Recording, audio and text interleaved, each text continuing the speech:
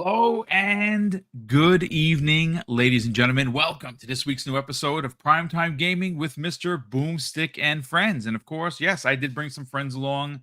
And we are, well, listen, obviously, I write these stories and I write these shows in advance.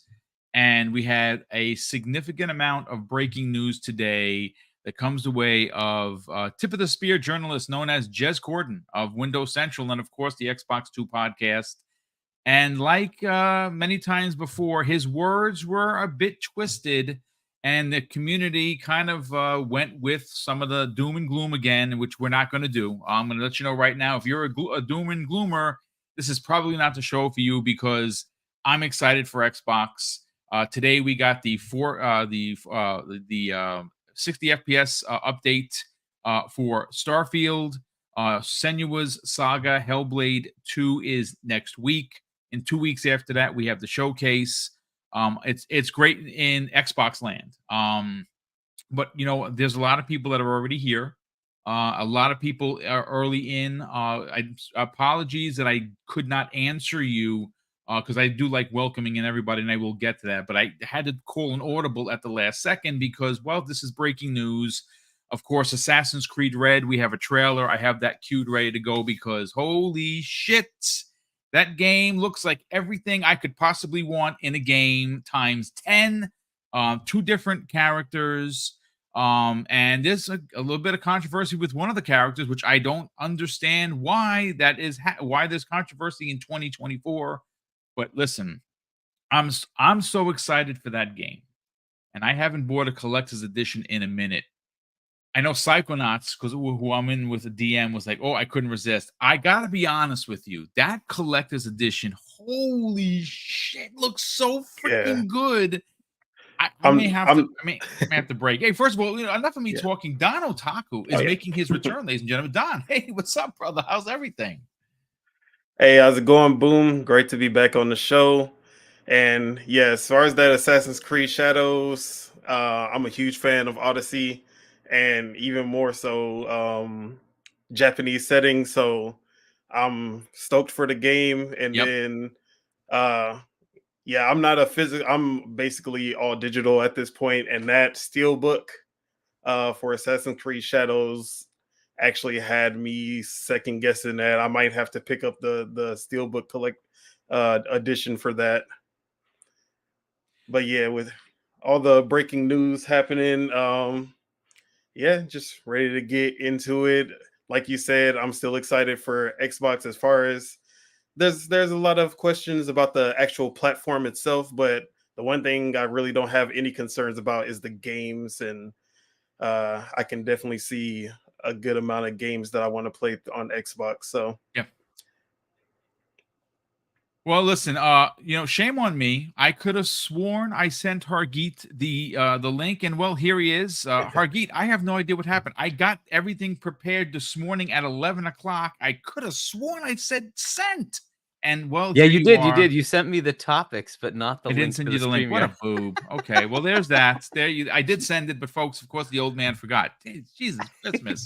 So Hargeet, listen. Obviously, those topics have changed. I don't know if you got a chance to see the story from WCCF Tech, which of course kind of twisted Jez Corden's words around. I Oh, I do did have, not. yeah. Okay, so let me see. What do I? Okay, so okay. Let me pull it up. So WCCF, and we're gonna jump right into it, folks. People are asking for it.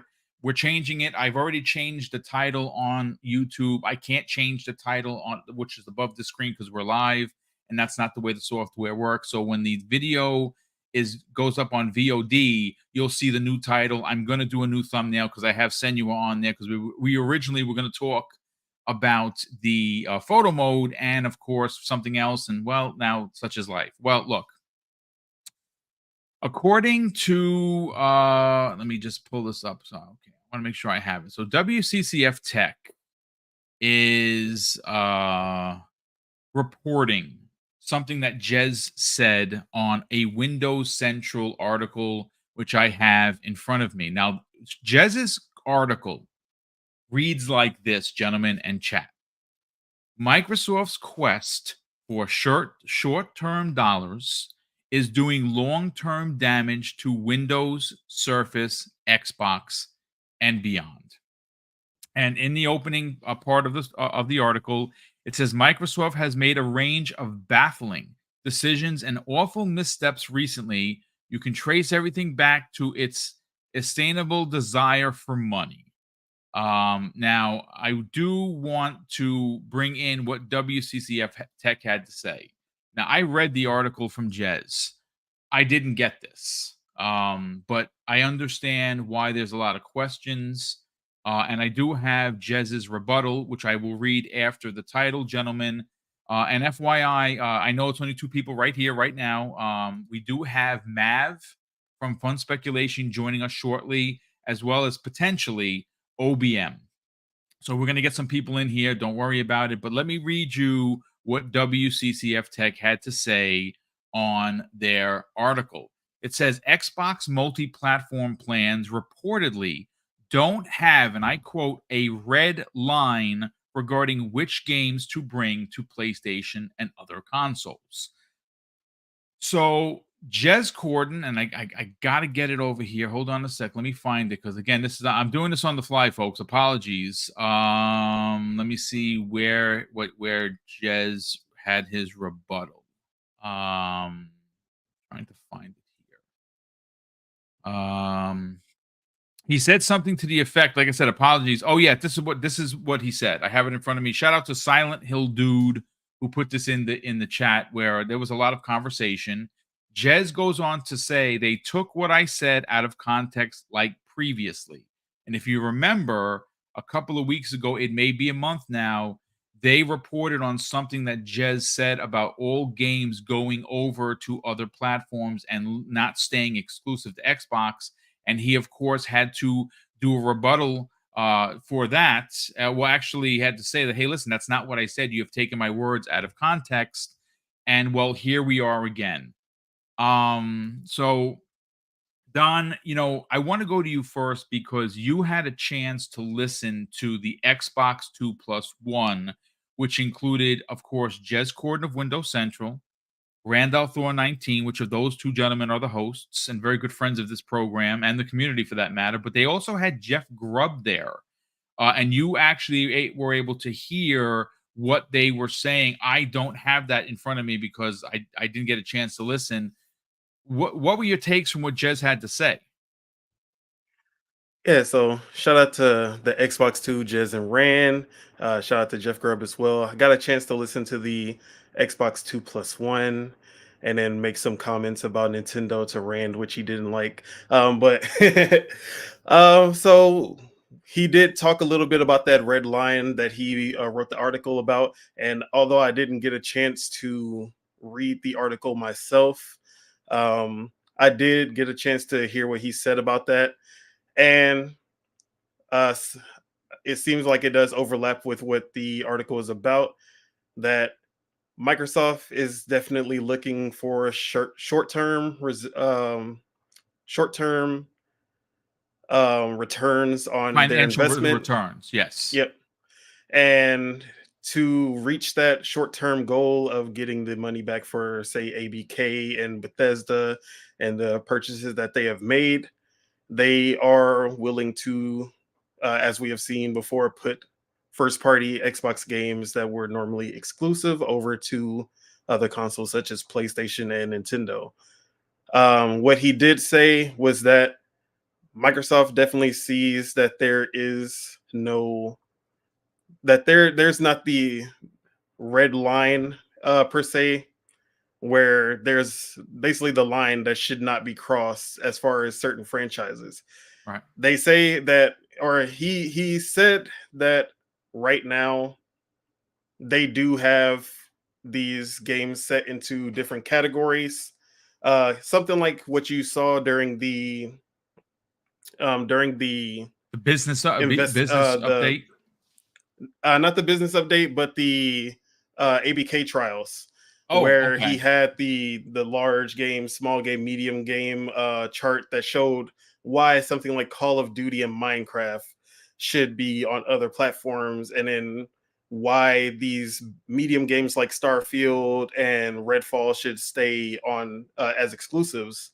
But he says basically that they have broken that down even more, where there are franchises that once they put these certain franchises, which I interpreted as the Halos, the Gears of Wars, um, the Forzas, once those games go over, those are basically going to change what Xbox slash Microsoft gaming is as a whole, and it's going to change them forever.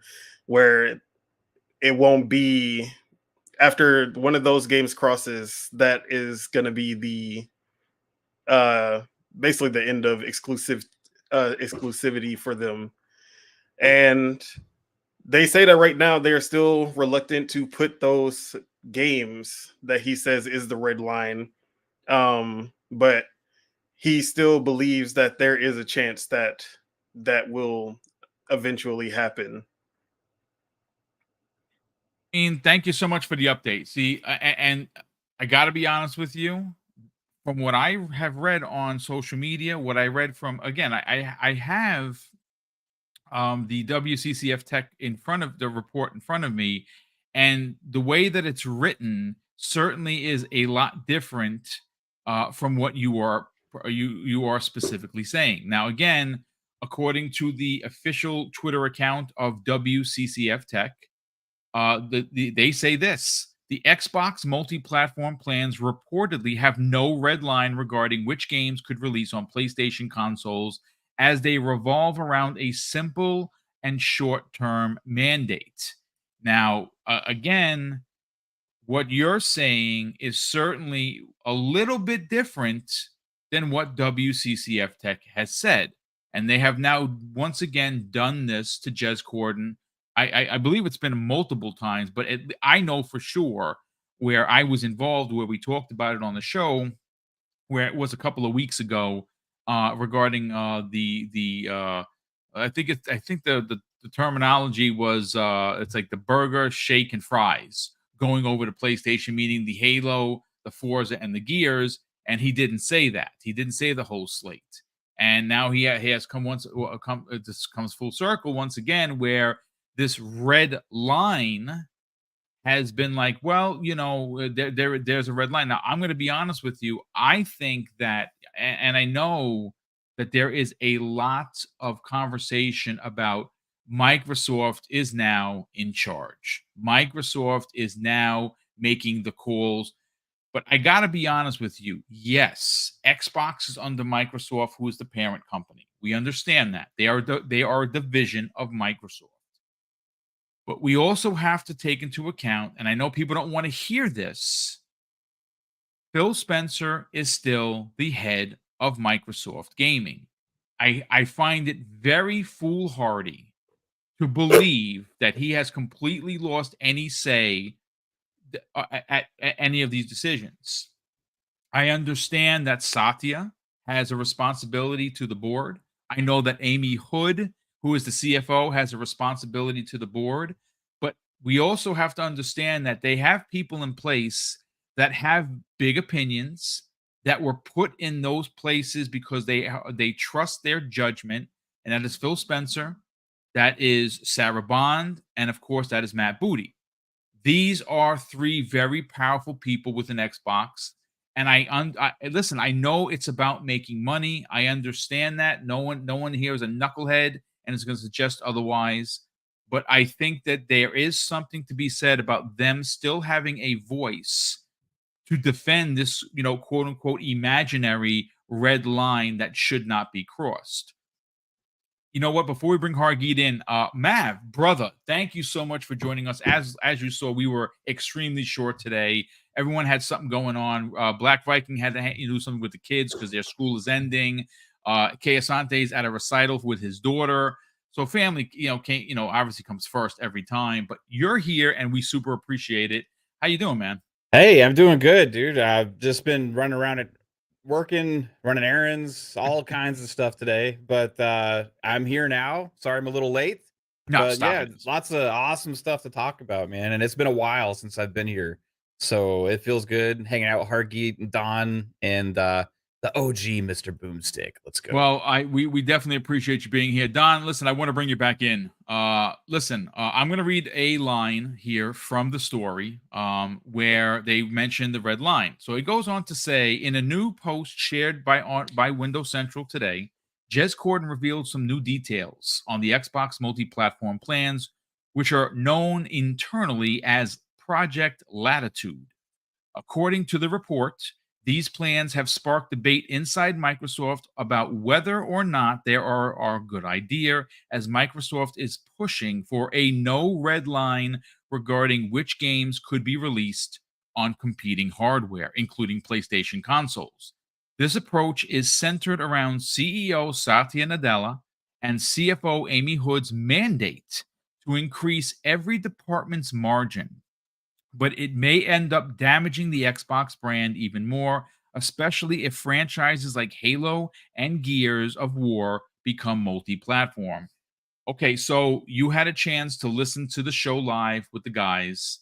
I want to get your hot take on this because the doom and gloom for Xbox is on a level where I get it. Look, let me put myself on the stand, folks. Okay, if there's any old prick in the room, it's me. I'm going to be 54. I've been gaming since 78.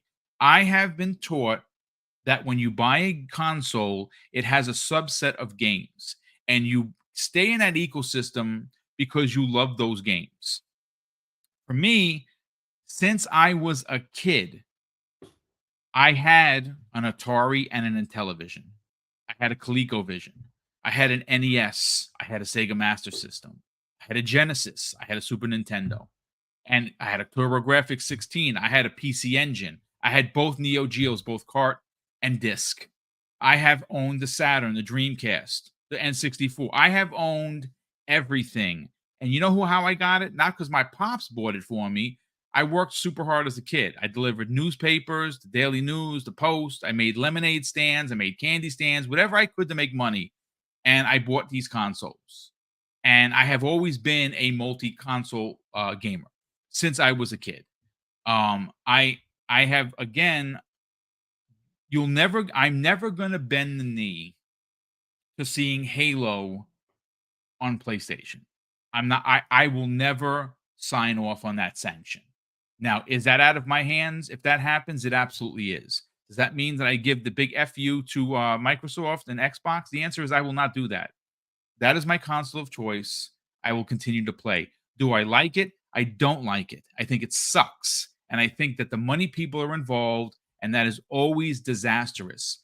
But I do believe in Phil Spencer and Sarah Bond and Matt Booty to steer the ship, steer the ship off the rocks. I don't think it's going to be day and date there. I don't think you get Halo over there. I don't think you get Gears over there. I don't think you get Forza over there. That's my opinion. Do I like it? If it happens, no, I will not like it. I would think that is it's just going to be big business, and that sucks. But Don, I want to get your personal hot take on what has been put out there, not only by WCCF Tech, but also by Jez Corden, who wrote the story, and of course then put it out there on the socials that they kind of twisted his words.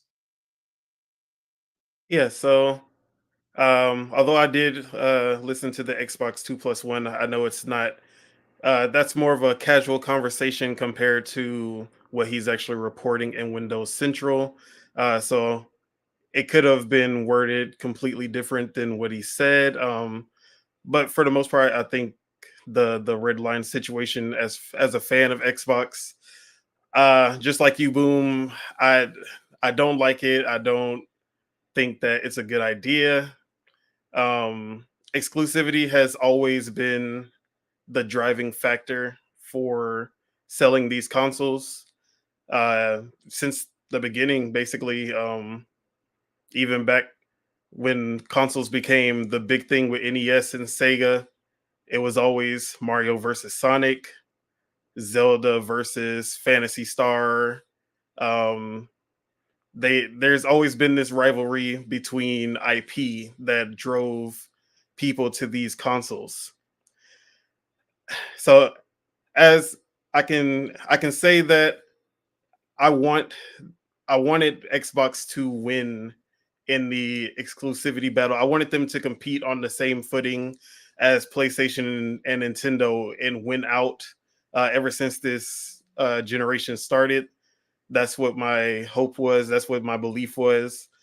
But at the same time, I know Microsoft and Xbox, and I know that they have always been too early when it Yep. comes to certain things that at the time we all don't like, such as the all digital future, such as having a camera in your house that's your assistant, such as what else was there in the Xbox One? It seemed like there was all these things that we didn't like, that we revolted against, and then years later those things just became the standard. And I'm as much as I don't like it, you can't really deny that there is some business sense to it. And the more and more we get reports from PlayStation, the more we see Square Enix giving up the PlayStation exclusivity, and you start to realize that maybe this is just the direction that gaming as a whole is going in, where yes, Xbox will probably be the first to cross the red line, and we will see the Halos, the Gears, and Forzas going to other platforms. But at the same time, I believe that will just be the catalyst for PlayStation, where they just seem to be a little bit slower when it comes to following Xbox's example. As you can see, they're starting to get fully on board with PC day and date. Um, in the original topics, they did talk about the PlayStation AAA game that would be day and date on PC, that some PlayStation fans would probably not like to see, but it just seems like that is the direction that they need to go to sustain their business, where they would need that extra platform. And after after seeing Xbox go multi-platform, they'll probably understand that this is probably the way to do it as well, for them to survive in this climate, where these budgets for these games are getting way too big. The time it takes to make these games are getting way too long. And as much as I love Nintendo, they're going to be 20 years late to the party, but I can see a future where we will see a Mario on PC. And that, I just feel like this is the direction that we're going, but Xbox is going to take all the bullets for it, and then once the others join in, it'll just be nothing but praise for them. So yeah, that's the way I see it. I mean, it's look, I said it just the other day, and Hargeet, let's bring you in on it. I know you're gonna have some hefty opinions. You, like me, are old school. We understand the business of gaming. It's a big business. It's a business that is seeing more layoffs in the first 5 months of 2024 than you had all of 2023, which it has topped 10,000 human beings in gaming have lost their jobs. Now, listen, before anybody starts throwing the virtual tomatoes, I get it.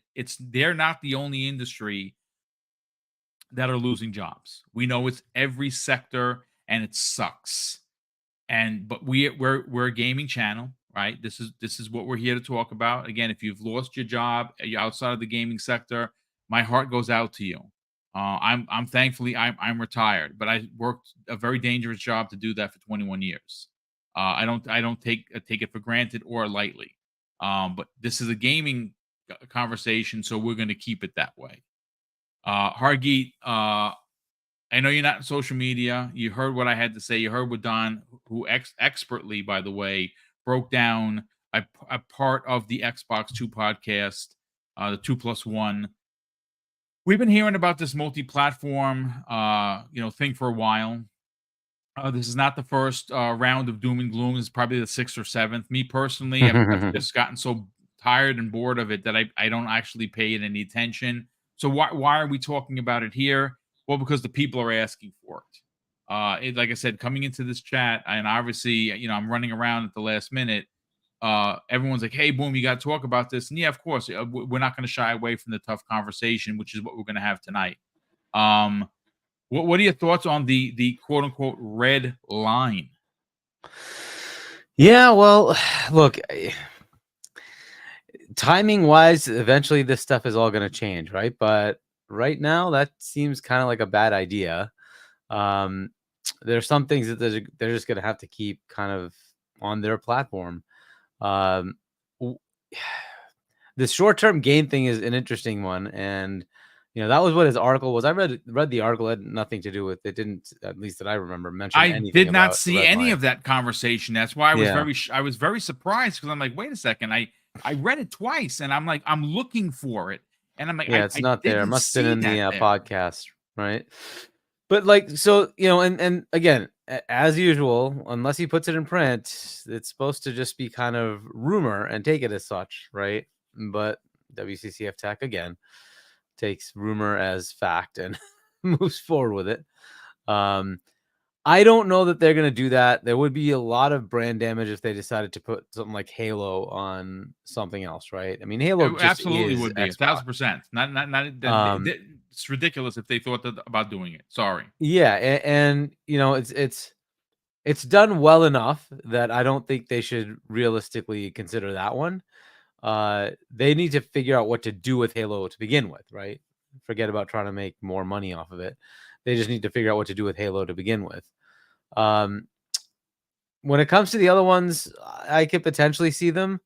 But again, I don't think it's necessary at this point. I still think they should just wait until Call of Duty settles and see what happens when 1,000%. Call of Duty is marketed by Xbox. Is that going to shift the market, right? If it is, then what does it matter? And Call of Duty was supposed to be the thing that takes away this headache, right? It brings in so much revenue that they shouldn't have to worry about this. I think they're just kind of a little early on their push for more financial viability.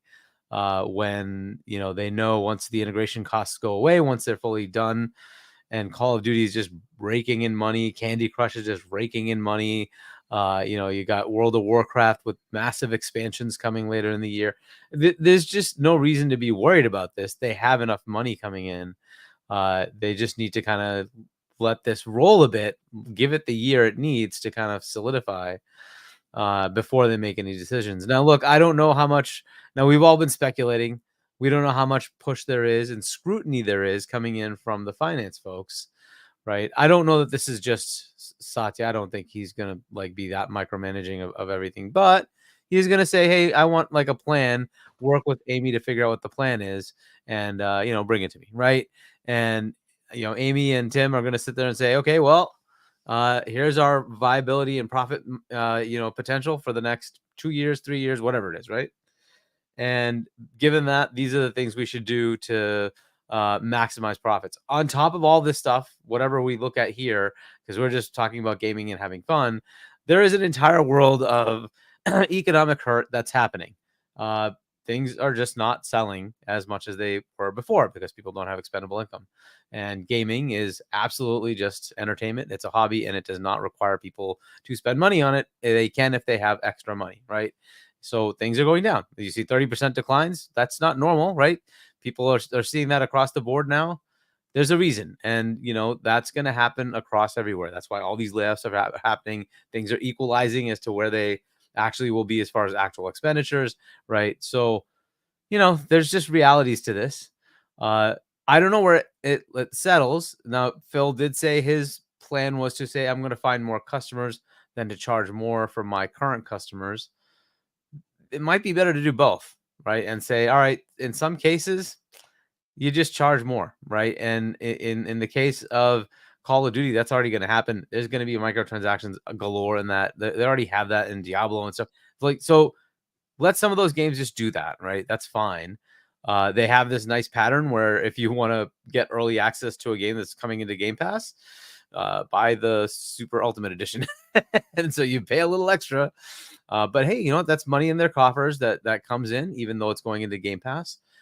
So it's another way to mitigate that risk. It seems to be working. A lot of these bigger games that people do actually go ahead and buy that, right? So in very large numbers. So it's been working. Just keep up with it, right? So their big games are coming. That's the other part, right? You just look at the slate of games that are coming this year, next year. You're like, okay, let it roll. Let's see what that looks like, right? And let's see how the money comes in. Now, if we see that it's a problem, if they come out and say, "Oh, well, you know, we didn't make all the money we wanted to," you're probably going to see some things change. Whether it's closing studios, whether it's putting games on other platforms, whether it's trying to monetize in other ways, they're going to have to do something. But look, the malaise of economic unhappiness will last for a little bit, but eventually it'll dissipate. Once that does, hopefully things get better for the industry. But we'll see how that goes for these folks specifically. The red line thing, look, when you in open discussions, you have to understand when you're having discussions at that level, everything is on the table, right? And if you're going to talk about it, you're going to say, cool, what if I put Halo there? What does that mean? How much brand damage am I going to create? How much revenue am I going to generate? Is it worth it or not, right? So you have to have those discussions. So they're absolutely going to do that, right? You'd be foolish not to. If I put it on Nintendo, what is it going to mean? If I put it on PlayStation, what is it going to mean? Right? They have to have that discussion. And then they might ultimately say, yeah, not worth it. Or they might say, damn, we'd make like 4 billion more. Crap. I really can't say no to that. We don't know, right? So that's why you do those analyses, right? So there's fanboyism, but then there's just raw business, right? And at a raw business level, they're going to look at everything they have as an asset and say, what can I leverage from my assets to get more revenue, to get more profit? And that's the way business works, right? So, I don't doubt that those discussions are 100% happening. All games, everything they have. And then it's up to Phil, Sarah, Matt, to figure out, all right, what does it mean to our brand if we do this? If we go ahead and do that, are we going to, totally destroy our Game Pass? Are we going to totally destroy our ecosystem?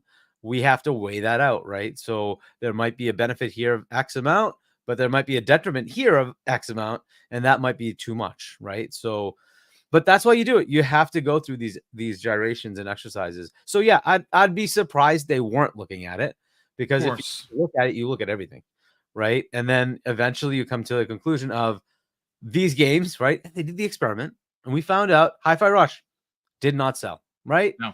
Pentiment, who was going to expect it to sell, but it did not sell. Grounded, okay, we're not getting numbers, but right? And then we see where Sea of Thieves is. It's looking good, but we're not talking 20 million. We're probably talking like $1.5 million, Right. which that's not bad, but it's also not the 40 million it's already established on Xbox and PC, right? So they have to weigh that out and say, is this good? Was it a useful test? Did it do what we wanted, right? Do we need to go get a zeitgeisty game, something like Starfield or Indiana Jones or something like that, and test the waters over there and see what we get? Maybe you might see one of those go over, right? Maybe after 6 months, a year, 2 years, they might just do it just to see, okay, if we do one of those games that people are clamoring about, would we get 15 million in sales? Cool, because then that's worth it to them, right? It's definitely worth it to them. So then they'll have to weigh that out. But I think they will do another test of one of those kind of games. I think it's better to hold off on those core games. Fable, Forza, Halo, Gears. I'd say hold off on those. And I'm sure they're looking at the same thing, right? To say, okay, we don't want to kill our brand.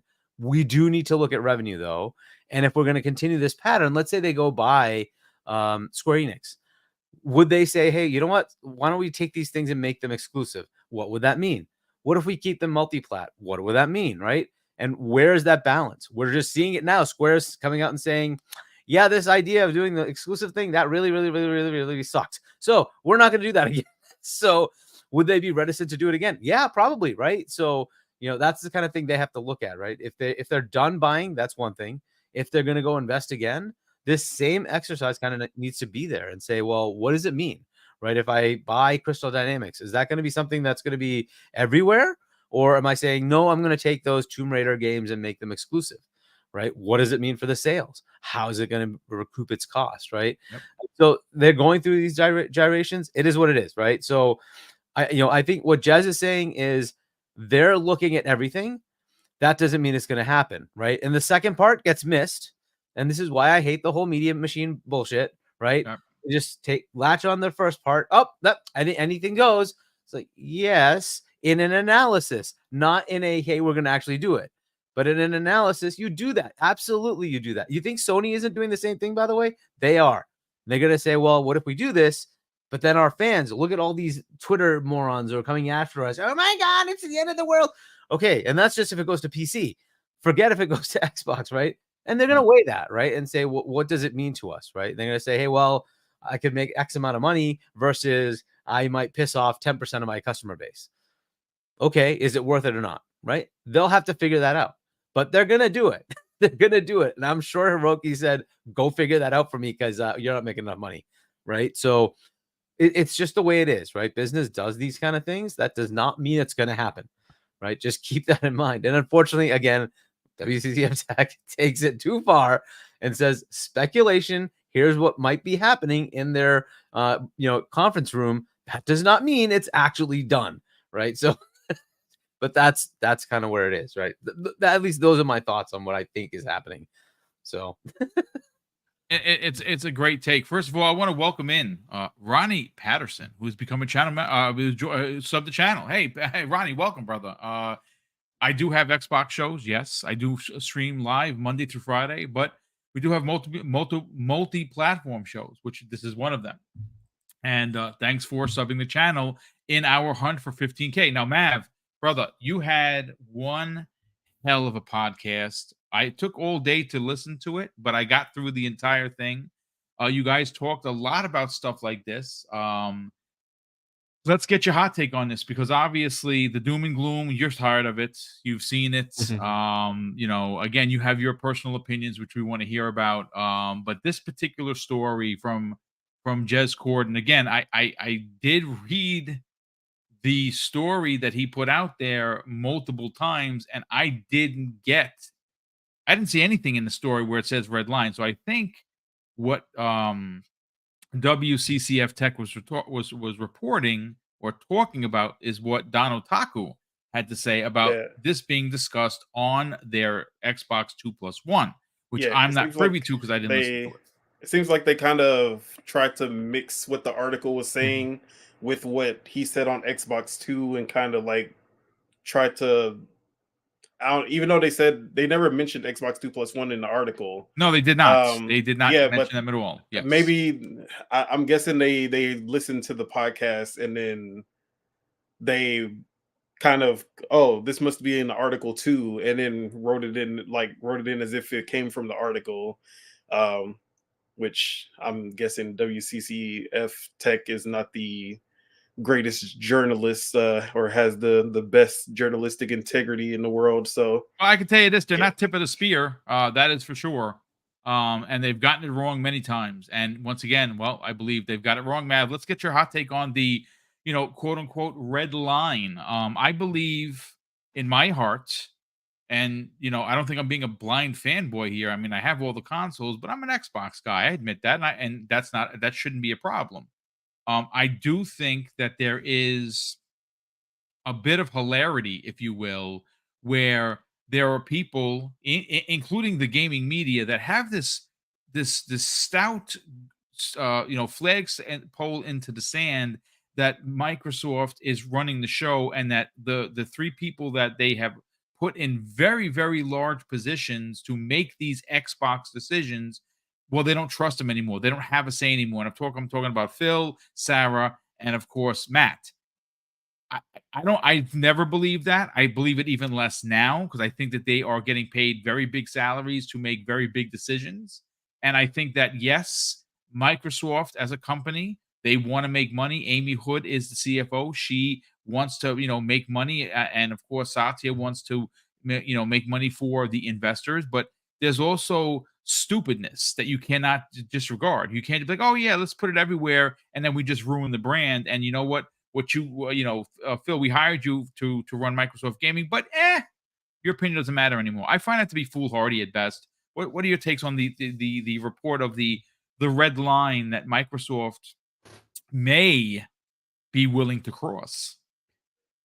This has been my favorite conversation all year, Boom. I know, With it's sickening. starting in January with the first rumors, and then it kind of kept going and going and going, and then we got the reality of the 4 games, and then now it's ongoing conversation about this, right? And I think ultimately, like, I come from this from 2 different angles, because there's my thought process on the business side where I think they're making mistakes, right, with this decision. Because like Jez's article that he did write about short-term gains versus long-term vision, right? That was a case that we were making after the layoffs last week, when we were talking about those studio closures, and cases we've made against other publishers in the past, always chasing the golden goose or experimenting on the things that are always just trying to make the most money and not really going with creative freedom and all these other things. And then they cancel projects and all these other kind of things. It's like they always are chasing something now without having a vision for the company going forward. And that's something that Square has got Square into trouble. That's why we saw all of a sudden their new change of direction, where they've finally come to their senses. In their words, they've awoken, right? And it's something we've been complaining to them about. And this is something I will always argue against on the business side. Don't sacrifice your long-term vision that somebody like Phil Spencer and the rest of the Xbox team has been building up for years for the sake of just, well, we need to make some cuts now, and we're just going to handle this as business. It's just business. It's business. It's business. And that can be studio closures. It can be making games multi-platform. It can be all that. Now, there's a certain line that I think you can cross, right, without doing too much damage. And for me, I look at the games that they already released multi-platform, and I think, okay, did that really affect anybody? Did when it actually happened and those games released on those other platforms, I wasn't seeing too many Xbox fans crying about it. I just saw that those games released, and now we're in this world where those games exist on other platforms, and that's the new world we live in. But you guys are right. What happens if it is Halo and Gears of War, Fable, or Forza Motorsport and those kind of things, those tentpole franchises? What does that do to the brand? And I don't know. I will say, for business wise, I think it would be the wrong move, and that's why I don't think that they're doing it. I don't think they're going to go that far, because it just doesn't make any sense. You can look at dollars and cents wise, but if you look at how subscription models work, how ecosystems work across all forms of media, you want some exclusivity to draw people into your ecosystem and to choose to go to your storefront or your place of business. And that is just how the business is going to work, and it has always worked. Now, can there be more gray area? Yeah, there can be, because they already are in that world, and they have acquired multi-platform publishers that exist in that world, and they've already been in that world before with games like Minecraft. So I think they're willing to go and explore and experiment and try some of these other games that aren't necessarily some of these tentpole franchises. Maybe they make some wrong decisions along the way. I think the money guys are going to push more for the extreme as opposed to the people that have had the vision in the first place. So it's always going to be a little bit of a give and take going forward, because we live in a new world now where Microsoft is pretty much the biggest game publisher in existence as far as the amount of studios they have releasing on all these different platforms, as well as their own exclusives portfolio, as well as the huge gaming subscription service where they put their games actually day and date. They have a lot of different things to consider now. It's not just one model. They are looking at a bunch of different considerations. They literally have the biggest multi-platform release every year with Call of Duty now. And that's theirs. Yeah. Right. It's theirs. Like Diablo just had another huge expansion. That is another huge multi-platform release. There's going to be ongoing all this kind of stuff. And the question is, how far do they go in that direction? Now, it depends on if they want to keep a brand identity And because they have a subscription service and they have storefronts in which they want people to spend money in, they will always have to have some form of brand identity unless they decide to give that up. And I don't see a $3 trillion corporation deciding to just forego the possibility of making 30% more on every single purchase that happens in their store. Right. So that for that reason, exclusivity, I think, will always exist. It's just dollars and cents wise. It makes no sense just to completely abandon that concept. So for me, I look at it like, what's going to happen? I don't know, but doesn't make sense business wise just to forego and just put everything on multi-platform. Right now, then there's a consumer side that I talked about before. And this is where I've been, because I usually speak mostly from my perspective of what I want. Right. And this whole multi-platform conversation all year, really just, I don't care. You know, like for me, it doesn't affect me too much what other people play. So I don't really care if other people on other platforms play whatever. I'm going to choose to play it on an Xbox because that's what I prefer to play on. Right. And the fact that other people are going to play Call of Duty on PlayStation won't affect the amount of enjoyment I get on Call of Duty on Xbox this year. It never has before. So it's not going to now. Right. And the same with any other game.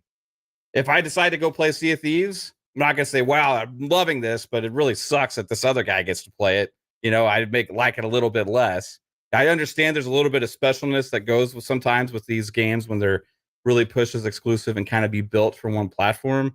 But I haven't really seen too much of that lately in a long time, honestly, where something has really stood out as like, this is special because it's only here. Right. And for me, it's just, I just want to play the games, man. And so consumer side, I haven't really cared about this. I don't think, honestly, any of those decisions are going to affect too much of what I'm able to enjoy because it's such a big business now that they're still going to be putting out all these games and they're still going to be making hardware because there's a market there of people that are console enthusiasts that are going to be purchasing hardware. And they have also the storefront that's going to be in that hardware for people to purchase and they'll make more money on anybody that spends money in their box as opposed to anybody else. So as long as there's 20, 30, 40 million people that are willing to over a period of time to buy hardware, I think they're going to sell it because you just be throwing away money not to. Now, will we get the losses? I don't think they're going to be willing to take losses like they are like up front over the long term. That's why you have these rumors of console enthusiast box. Be prepared potentially for more expensive hardware in the future. And that's not just from Xbox, but that's also probably from PlayStation as well. Right. Yep, So I agree. Just what I see for the future of gaming. Does that mean it's happening today? No. Does it mean it's what's happening in 3 years from now? Not necessarily, but we'll have to wait and see what happens, man. There's so many good games coming out. That's the whole conversation that's been going on with the doom and gloom over that aspect all year. It's been, you know what's funny? You know, you mentioned games coming out, which of course Hellblade is next week. That's the start of the onslaught. Now, I don't know if you got a chance, chat. Which we got almost 800 people here. That is freaking crazy. So thank you so much for tuning in and checking out this very, very pointed conversation. And again, I know that if you came here for the Hellblade conversation as well as, of course, the Sony story that ran on IGN ran an article, and obviously, it to me, it's a big story.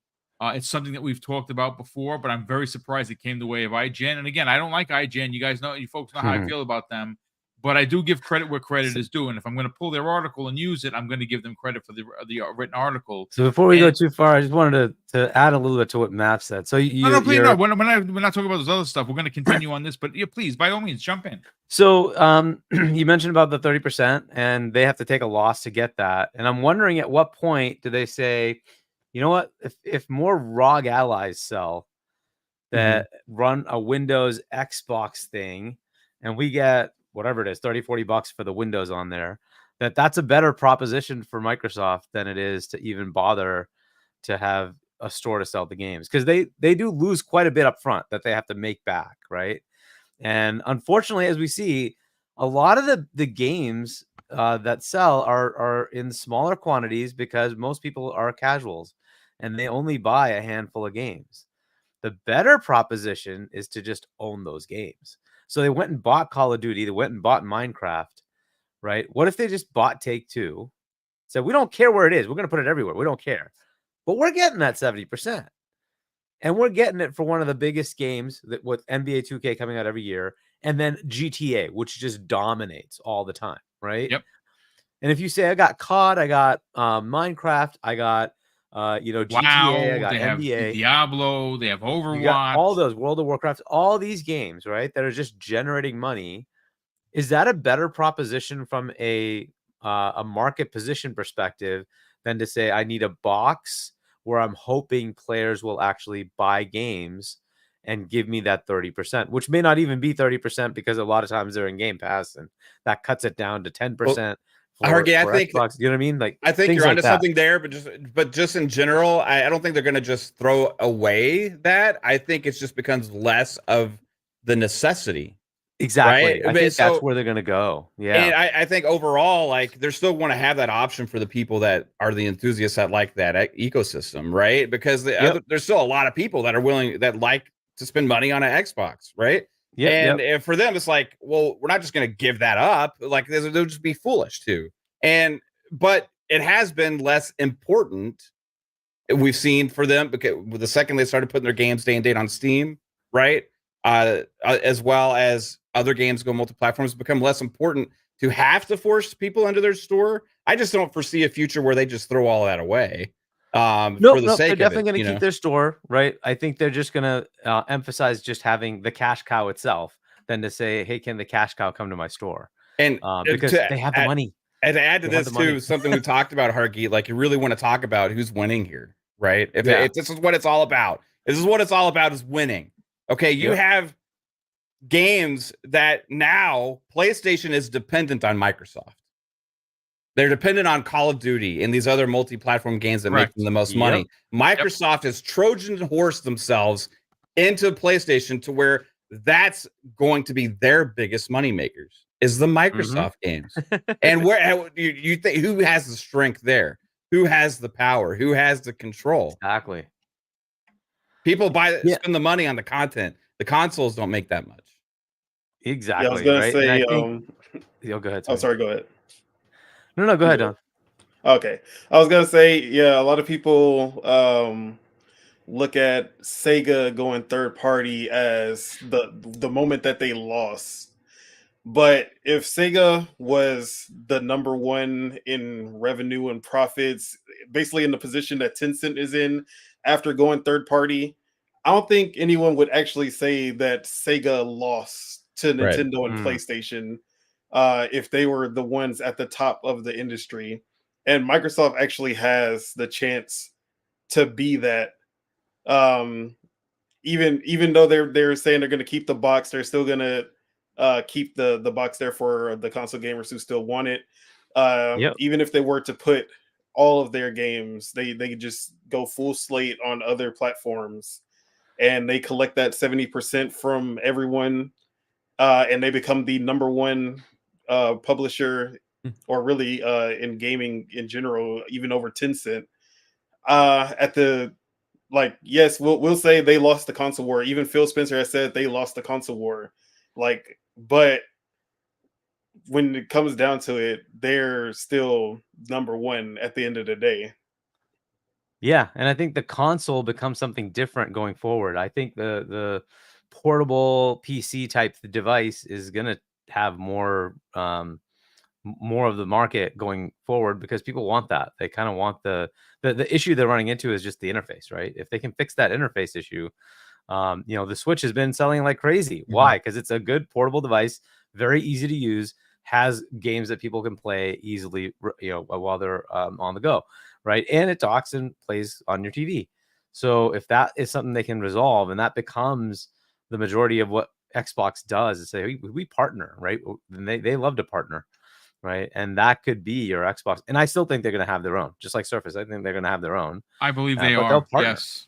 Yeah. And that's going to be an interesting new world. And it'll be tougher for Sony to make a case where, well, the ROG's going to have everything. Their games plus Xbox games plus everything PC. It's not going to be limited to just whatever's released on PlayStation, right? So it's going to be an interesting thing for them to have to handle when Microsoft says, well, you can come to our ecosystem, and let's not forget the fact that when you're on a Windows whatever device, your ecosystem is still Xbox. You're still running Xbox Chat. You're still running Xbox Game Bar. You're still running Xbox whatever in the background. DirectX, it's all Xbox, right? But you can obfuscate it and say, I want to use Discord. They don't care. Fine, go for it. You want to use Steam? Don't care. Go for it, right? But you're still running Windows. You're still running their system, right? And all of that stuff's still there for you.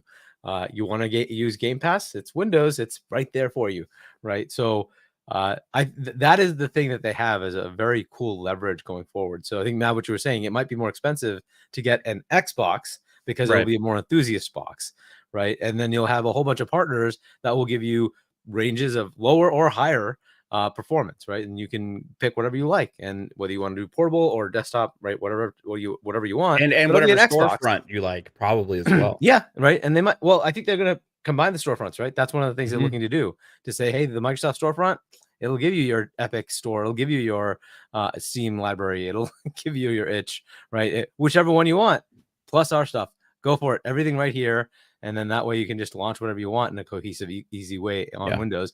Or you don't want to use it, no problem. We give you choices, right? Do whatever you like, right? So, but yeah, I think that's going to be interesting. And then it's going to be interesting to see what PlayStation does to counter that, because how do you counter that? And so we'll see what they do, right? Nintendo's going to Nintendo. They're Nintendo. They'll do their thing. They'll be fine. It's so funny though. You bring up like PlayStation again. What are they going to do to counter? And like people are making this argument like Xbox fledgling and Xbox and all this stuff. If you look at the reality over the last 5 years, okay, about what the platforms have lost and gained. Okay, look at PlayStation. What made them special before? It was all those Japanese games that were exclusive to PlayStation, only on PlayStation you could get. They had the pipeline of the AAA single player action adventure, tentpole type Sony games and all that going forward, right? And look at them today. Okay, they just lost the half of their exclusives with Square saying they're going to go multi-platform going forward, right? Exactly. Atlas is now putting games on Xbox and then also doing Game Pass deals as well. So they lost the whole, this is the only place you can play these kind of games, right? So that's gone. Where's I don't think Koei's going to do that again, are they? I don't think Rise of the Ronin happens again. And where's the pipeline of the big tentpole first party big AAA games? The only one we know about right now is one, and that's Wolverine, and that's still 2 years away. So you really think about, with everything Xbox, all these studios they acquired, everything they're doing, all these acquisitions, the second half we're about to have, starting with Hellblade 2 coming out next week, all this stuff dropping into a subscription service day and date, unlike the competition with PlayStation that doesn't even have that. So you have, look at everything Xbox has gained over the last 5 years, and then look at everything that PlayStation has lost, and tell me who has the better strength going forward. Yeah, it's pretty clear from a market perspective, but when you listen to the journalists, it's apparently Xbox is dying, and I don't know what world you're in. It's funny that Xbox is dying because they only happen to be the biggest publisher in gaming, right? They're not dead. And you know what's interesting, and I've already gone over the scenario, so I don't want to beat the dead horse here, but you mentioned Hargeet Chani, patience. And let's see what Call of Duty does. Now, there are some very pointed things that Microsoft has going for them, and specifically talking about Xbox. This year, they hold full-on marketing rights for Call of Duty. Call of Duty is more than likely at the showcase going to be announced for Xbox Game Pass. You're going to get a reveal trailer in the Redacted show, and it's going to be announced then and there that it's in Game Pass day and date. We're also at the 4th year of the console. And last year, I know that there were several stores that had the Series S down as low as $199 and some places $219. And again, this is just, I'm not a marketing manager, folks. I don't have a degree, but I like to think I have common sense. If they wanted to turn the tides in console and bring people over from other platforms, because like I said, I know there's going to be a lot of people here with the, hey, boom, no one's going to abandon their library. No one is asking you to. just like me, you can, especially if you're coming over to Xbox for $16.99 a month and a $200 investment, get games after games after games for a very little investment. This is not asking you to buy a PS5 Pro for $699 and then have to buy all of Sony's games. That again, if you're going to spend the $160 a year for the service, good on you for doing so. But that's also on top of us nearly potentially a $700 investment if the Pro actually comes out. We don't know if it's going to come out based on who's in charge now. I still think Xbox has an advantage here, Hargeet. I think that if you wait, see, that's the thing. There are people, first of all, we got almost 850 people here. I'm sure that there are folks here that believe Call of Duty does not hold the same relevance. And that's okay for you. But the truth of the matter is that just like Fortnite, just like GTA, there is a fever's pitch for the new Call of Duty. This particular Call of Duty is one of the longest in developments that they've had. It's going to be over 4 years before it's released. And it's by Treyarch. Treyarch are the masters of Black Ops. They made that series what it is. If that game, in a financial climate, and people don't want to talk about the money. People are like, oh, everyone's got money. Good on you if you do. But that's not everybody. Now, if you're going to tell someone that whether they're a PlayStation gamer, whether they're an Xbox gamer, whether they're a Switch gamer, whether they have all three, I'm telling you right now, and I want you to elaborate on this, Hargeet, where this is where we say we need patience. We need patience here because people are going to look at the deal and say, wait a second, 76.43 with no microtransactions for Call of Duty new on PlayStation versus $16.99. I get that, and now I'm going to get some microtransactions. I'm going to spend some money.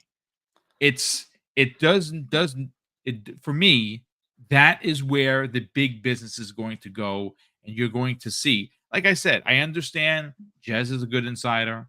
You have Tom Warren, you have Tom Henderson, you have Paul Tassi. Depending on what the mileage may vary on each individual. That's fine. I know who I like. But I think that there is something to be said about cool your jets because these are opinions. Until Phil Spencer says we're going full third party or Satya Nadella, drops the hammer, that's not happening. And I mean, am I wrong, Hargeet?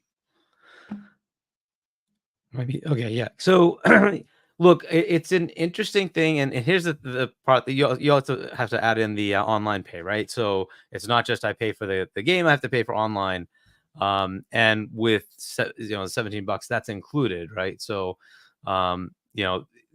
if you add it up, and I was doing this with a friend of mine who's a Call of Duty only player. That's all he does is play Call of Duty. And I was asking him, hey, if all of Call of Duty was in Game Pass, would you subscribe to Game Pass? His answer was still no. And I'm like, okay, do you realize it's actually cheaper if you just buy Game Pass because you can get Game Pass on discounts? And even if you get the discounted version of Gold, you're still paying $70 for the game. It's cheaper to just get Game Pass, and now you have access to everything. It's still an interesting sell to like the first thing is he doesn't like subscriptions. And I'm like, oh, that's an interesting point. Right. So, but there are people who do want to do that. So Riskit ran into somebody who was the opposite. They're like, if they put all the Call of Duties in Game Pass, I'm switching. So there are people who will, right? But it really just comes down to the individual. But yeah, I think the point of Game Pass being part of it is one thing. I think the marketing is it's the one I'm pointing out. It's the marketing that people will see Call of Duty associated with Xbox. And if this is the first next gen one, I think that's what's going to drive people over because they have to buy a box. And in an economy that's not exactly doing great, you want to have it be cheap. Guess who has the cheaper box? That's Xbox. And they're still giving you 120 frames. So you got an Xbox Series S, get the game, get the box, you're ready to go.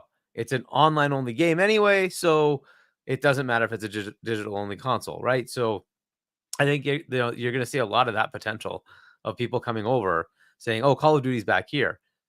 This is where Microsoft has to really push on the marketing and the messaging, right? To say we're the home of Overwatch, of Call of Duty, of Halo, of Gears, of Doom, of whatever other shooter you want to mention, and say all those are here. Oh, by the way, we're also the home of all these Western RPGs. So you want to play Starfield, you want to play Fable, you want to play Avowed, you want to play Clockwork Revolution, whatever it is, here they all are, right? We have all these RPGs. And hey, if you subscribe, you get all of it. Oh, do you happen to like when FIFA comes out or Madden comes out? Oh, that happens to be in the $17 charge. You get it. It's there. Go ahead and play it. No problem. Oh, do you happen to like baseball? Yeah. Well, our competitions game, MLB The Show, happens to come in day and date. And our, this is the stuff they could, if they market it right, could just say, hey, casual player, we've got all your games. NBA 2K is in Game Pass, right? You want Madden? It's there. You want, whatever you want to play as a casual player, we got you covered, right? We either own it or it's in Game Pass, right? So that's what they need to sell. And then that brings people over. Because like now you just basically, get those players that are only buying the box for those specific games.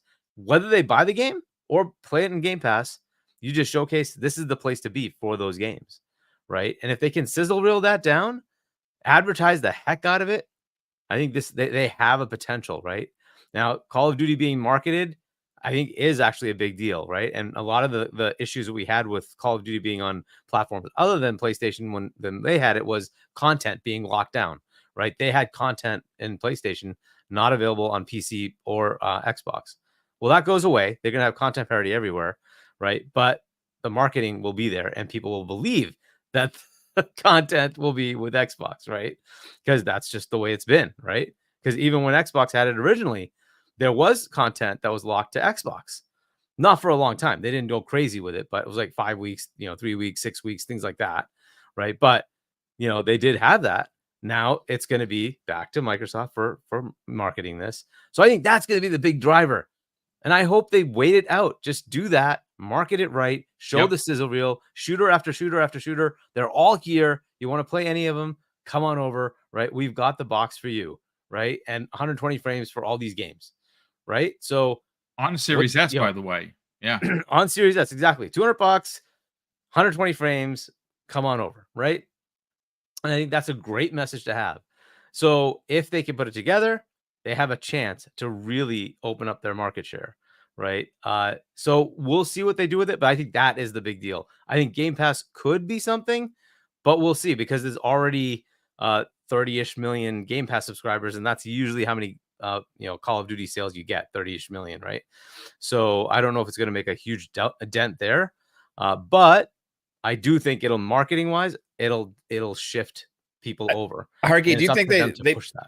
They need to fix the marketing just in general about how they market Game Pass as part of the issue to me. Like and it seems super clear to me when you hear one of these commercials like play day one on Game Pass at the end of the commercial, right? And it's like, oh yeah, play day one. We know what that means. But like the million idiots out there that just don't even bother to they don't get it. Think about what that means. They have no idea what that means. They don't even care. They just hear that and it's like, okay, the game's coming out then. Like they don't bother to look into it. Like, and Call of Duty is this opportunity to really explain it in a bigger, better way to the masses so they finally understand this concept instead of just having that line at the end, play day one on Game Pass. They need exactly. That's educate the consumer more about this. And they used to early on when it first came out, but they didn't have anywhere near the offering that they do now. So now it's like really get out there and explain to the people, because it's too good to be true of a deal, especially if you look at all the games that are coming out in the second half of this year and then adding Call of Duty, and once like 50 Call of Duty games or whatever many they have all drop in there at the same time and stuff like this is going to be like the biggest opportunity they've had to reach a more of a mass market with their advertising of Game Pass than they've ever had before. So the potential's there. Yeah, man. So I was saying, the casual marketing of it, they need viral marketing, right? Like think of like, some celebrities, take The Rock or something like that saying, oh, well, how much did you pay for this? Well, The Rock doesn't pay that. Something like that, right. The Rock plays on Game Pass, right? Just to go in on that, like that. Rock don't pay for games.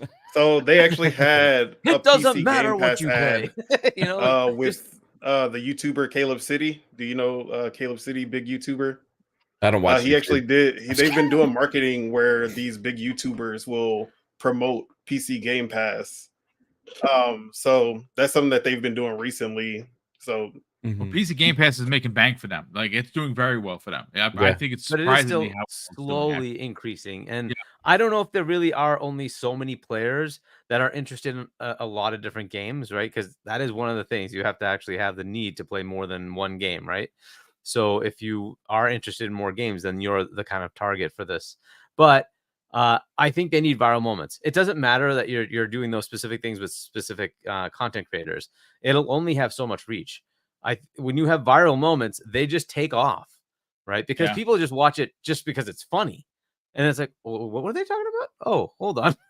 Right. And so that becomes secondary and it happens to stick to you that, wait, I can do what now? And so, Yeah. right, it's the viralness of it that matters, right? And I think that's what they need Well, to Call kind of of Duty figure is out. that game. That what you're talking about is that's the viral marketing that will take off Game Pass. And Yeah. like I said, it again, the marketing is not the strong suit for them because they've gummed it up more times than But I I'd like gotta to. say, they're starting to turn it around. They're starting They to are. figure it out. Yeah. So I hope that means that this is the beginning of a very positive path for them. They're starting to do it. They're starting to change the way they're doing marketing, which I like. So hopefully they will get there. And they need to do it beyond America. It needs to go everywhere because Yes. Xbox is that's the big irrelevant problem. outside of the US. Yeah, unfortunately, that's the case. Listen, before we move on to the Assassin's Creed reveal today, because we got to get into that. I do want to bring Don Otaku and see you have any final thoughts on what I've said. Obviously what Hargeet and Mav had brought to the table regarding Xbox. Really just more on the marketing front. I definitely agree with Hargeet about Xbox and marketing Game Pass. One of the biggest missed opportunities I think early on this generation that they had was, do y'all remember Xbox All Access? You pay a monthly fee for 2 years to own a Xbox Series Yep. S or X with 2 years of Game Pass. I think it was like $35 a Mhm. month and $25 a month for the Series S. That should have been something that was advertised to the masses, that hey, you don't even have to pay the $300 $500 entry point to get into this next generation of consoles. And yet outside of us hardcore, I've never seen that advertised to the masses. It's never been in an NBA commercial. It was never in a Super Bowl commercial. And that's the thing that I've always had an issue with. Whenever Xbox has all of these, they have the good products and services that they could be advertising, and they just don't seem to know how to advertise it to the more casual market who isn't following Xbox on Twitter. And yeah, we're getting all this Hellblade 2 marketing from the Xbox Twitter with all these new trailers and new information on what the Hellblade team went through to, like introducing all the new actors and actresses. But as far as something that's going to reach the casuals who don't know anything about Hellblade, or the people who don't know anything about Game Pass and what it is, they really have been lacking in that position. um I'm hoping that that Caleb City Game Pass ad that I saw wasn't a one-off, and that this is going to be something that we're going to see more often, where they're going to be teaming up with content creators, Twitch streamers, celebrities, all of it, just making sure that people know what it is, because just knowing the name Game Pass isn't enough anymore. People have known, they probably know like that there is a thing called Game Pass, but if they don't understand the value of it and what it actually entails, it doesn't matter. So that's the only tip that I really had. No, I mean it's a great point. Listen, we're an hour and 15 into the show. I do want to, obviously we have 45 minutes left. This is a 2-hour show. Welcome in nearly 850 people here. Of course, I do want to catch up on super chats. There's been quite a few of them, and then we're gonna get into Assassin's Creed. Now, I am gonna play the trailer If I'm gonna try and leave some of the sound, which shouldn't be an issue, but the minute that music starts to get played, I'm gonna have to shut it down because we'll make it silent where you could just watch it still because we don't want any strikes on the channel. I don't really use Ubisoft directly, and I don't know how strict they are. I would imagine you'd hope that someone would show your trailer and get people to buy your game, but then again, it's Ubisoft, so I don't know. We'll watch that in a hot second. Risk it for the biscuit. A generous friend of the program and good friend of the program drops a very generous $3 super chat and says, "I hate to say it, but I told you so." And I think he's referring to the Xbox Go multiplat. I don't think it's going to be everything. I just don't. But thank you so much, Risk It. Super appreciate you being here, brother. Simon Brandy drops a couple of £5 super chats. The first one says, these insiders need to STFU. I don't need to repeat that. You know what that means. All clout chasers. If Xbox goes full multiplex, Xbox is dead. Period. Can we all agree we're sick of negative rumors? Yes, I'm sick of negative rumors. And again, I'm also sick of people twisting other journalists' words around to make it fit a narrative that Xbox is dying and Xbox is far from dead. His second £5 super chat says, Xbox executives are clown show. They say dumb stuff, dumbass and contradict themselves. Marketing is piss poor. Satya doesn't give two Fs about Xbox only money.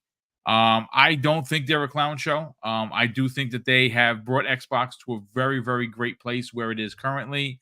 I think that if you look at Game Pass as being the major aspect or the major exclusive of Xbox, that's a really big deal, because if Sony had it their way, they're going to eventually charge you $90 for a game. And so will 2K and so will EA. At least on Xbox, when you have all of these amazing titles, starting with Hellblade, it's in the subscription service. And again, you heard I'm not going to go over it again. I will not sign sanctions to put big games like Halo, Gears, and Forza on PlayStation. I'm just not going to do that. But here's the thing. For me, and I've said this for a long time now, the exclusive is Xbox Game Pass. You've heard Hargeet say that. That is a fact. If you're telling me that Call of Duty is coming out November 15th, whatever, and you're a PlayStation gamer, you, PlayStation gamer, are spending $76.43 for the regular edition. Me, Mr. Xbox, I am paying $16.99, which is my monthly subscription, and I'm golden. And there you go. I mean, so maybe you're balling and you have that money and you're like, yeah, I don't care. I'll spend the money. Good on you, man. I'm retired and I have a pension and it has a limit. It's a good pension, really good actually, but it has a ceiling. So I would rather not spend $76.43 here in New York and New Rochelle. I'd rather spend $16.99. Each his own, I suppose. Nightwolf 3186, generous friend of the program, drops an outstanding $5 super chat. And he goes, I can understand the business sense of the big titles, but how does Microsoft expect me to get excited for a showcase in the future other than it being a new game? I hear what you're saying, Nightwolf. You're making great sense. Why should you, Mr. Xbox or Xbox gamer, be excited? Well, because those games are going to be in your subscription service, and they're probably going to be on there. I mean, again, is Starfield going over to PlayStation? Well, shit, I don't know. They said no, so then it's no. Is Hellblade 2 going over there? No, it's going to be on Xbox, and it's going to be on Xbox and PC only. Enjoy the game when it comes out next week. That's what you should do. I don't like it, and I will never sign sanctions to agree with it. But I'm not going to quit the brand and go and spend $76.43 on PlayStation. That to me doesn't make any sense. You could be mad as hell. I get it, and I appreciate it. Put your passion out there. Let them know you don't like what they're doing, which is what I've done.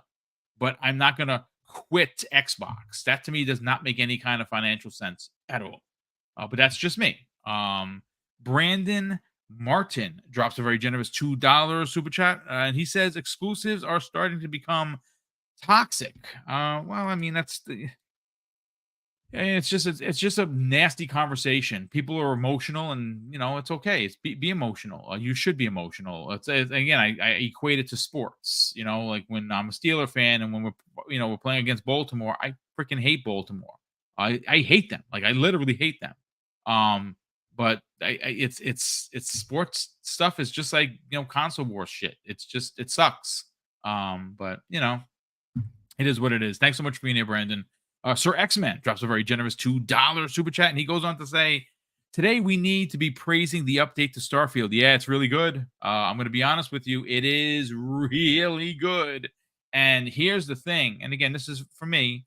You've heard me say this before. I've never owned a TV as good as I have right now. It has every bell and whistle you could possibly imagine. It was the top of the model last year for Samsung. It's got VRR. I cannot wait to spend more time in Starfield because, damn, it looks freaking really good. And, of course, they're going to keep updating it. We got the vehicles coming at some point. Maybe even by the time the Shattered Space comes out. We don't know. Oh, man, the MASH. He has done it again, folks. He has gifted 10 double barrel gaming memberships. MASH, that is just crazy generous of you, brother. Again, you did it yesterday and you did it today. I cannot thank you enough for the generosity. We super appreciate it here.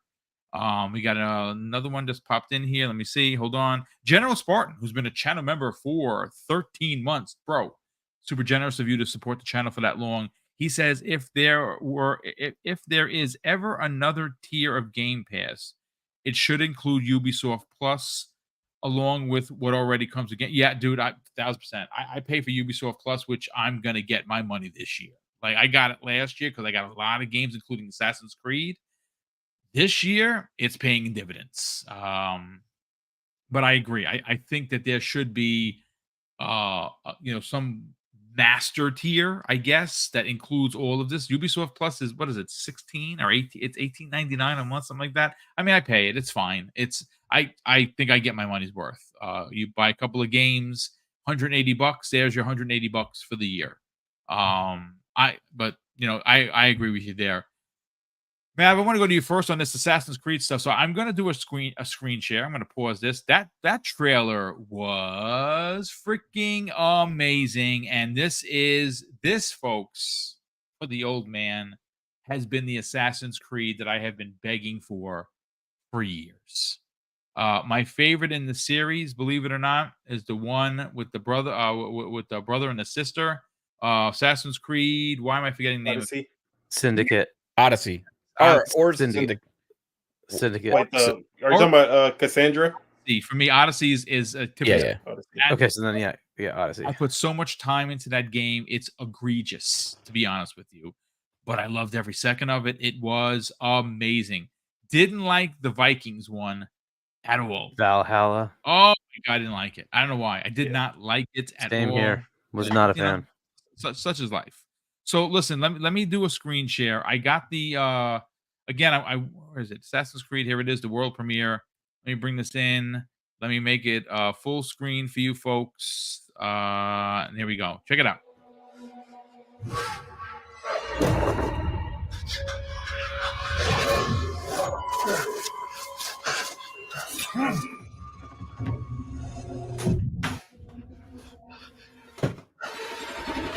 Who are you? Who do you serve?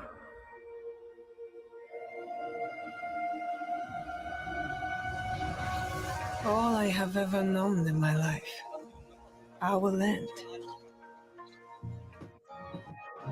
Our cut. Yeah, I'm gonna pause the sound. It's too much music. All right.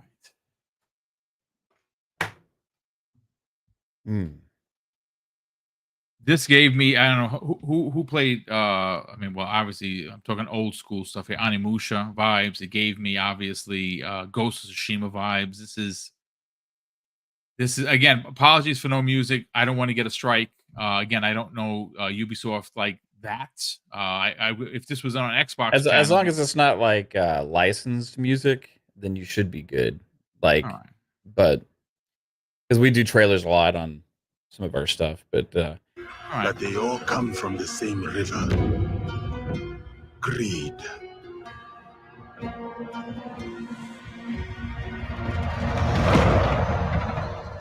Power.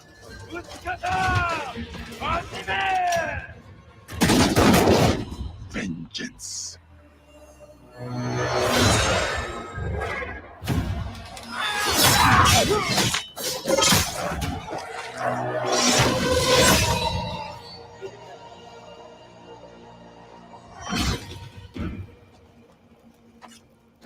And you, will you continue down that river?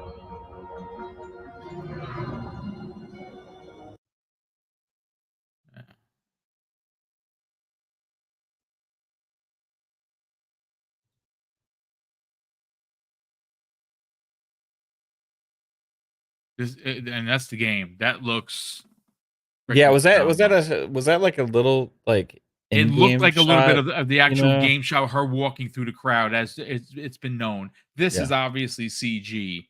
Right.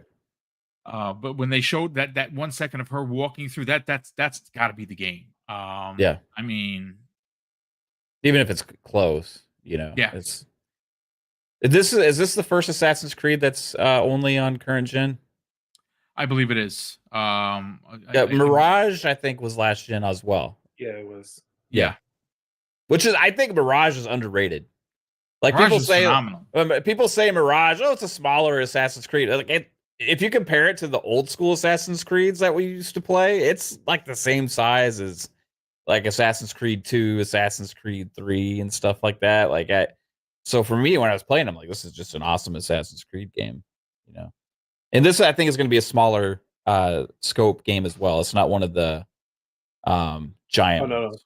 This is And the you big switch RPG. This is off- the bigger ones. This is the Yeah, bigger this ones? is the Okay, big wow. RPG. Hexen or Hex, sorry, is the smaller scale one. that's Okay, so coming up this is next. one of the bigger ones, and then the other one is one of the smaller ones. Okay. So this is from the Assassin's Creed This can Odyssey be- team, not the Valhalla team. Right. Yes, thank God for Woo. that. There you go. All right. Oh so man. let I'm me pumped. just let me just put Halo back on. So listen, folks, thank you so much for spending 3 minutes and change watching the trailer. We got a little bit of sound. I know that towards the end of the trailer they were playing some music. It's probably licensed, and of course we don't want strikes here on this channel. So obviously, Mav, I'm gonna go to you first on this, brother. This is, for me, this is the Assassin's Creed I've always asked for. Mhm. I've been asking for Japan probably since a decade ago. And it took them a real long time to get here. I am extremely pumped for what we just saw. Now, again, we got to talk about controversy, which is disgusting. It's nauseating. I've seen it on social media. Don and I had a conversation in the green room where you can tell there was some disappointment there. There's disappointment for me as well as a human. I like being a good human. I think everybody matters. And of course, I saw Black Viking talking about it because obviously he's very pointed. Love that man, and he's a major aspect of this community. And there were some real nasty, disgusting comments taking away what should be celebrated as a freaking amazing Assassin's Creed game. This is a double-sided coin conversation. If you want to get into it, what we're talking about, people were upset that there is a African American or a black protagonist in there. I don't see what the problem is. I just don't. Did anyone play Mafia 3? Because I know I did. And in my top 10 of characters in all of my years of gaming, Lincoln Clay is probably one of my favorites. And that was a game about Italians. Yes, people of color exist. So, of course, it's a disgusting topic, but I wanted to make mention of it because I want to bring awareness to it. Don't be that asshole. Pardon my French. Be a human. Be a good human. And understand that let's see the story, let's play the game and see how we got there before we start pointing fingers. It's gross. And I'm gonna be honest with you, Lethal Pop is here, and if I see it, you're gone. If he sees it, you're finished. So don't be that asshole in the chat to say something racial because we're gonna pretend like you don't exist and ban you. Mav, again, wherever you want to go with this, please, by all means, attack it. Assassin's Creed in Japan, Assassin's Creed Red, November 15th, which is usually the Call of Duty day, which is crazy. Let's talk about it. Yeah, I was actually excited when I learned that the game actually was based around like a real person, you know, that Yes. existed in history. So for me, like I don't really I ignore a lot of that talk all the time because that stuff exists every single time something exciting is announced, where there's like somebody that's not the typical type character that you're used to seeing for, you know, the last 50 years in movies or TV or video games or whatever. And for me, I look at this and I'm like, wow, that's something I want to play because it looks freaking incredible, man. Like that trailer. This is one I've been looking forward to ever since they said Japan. Yes.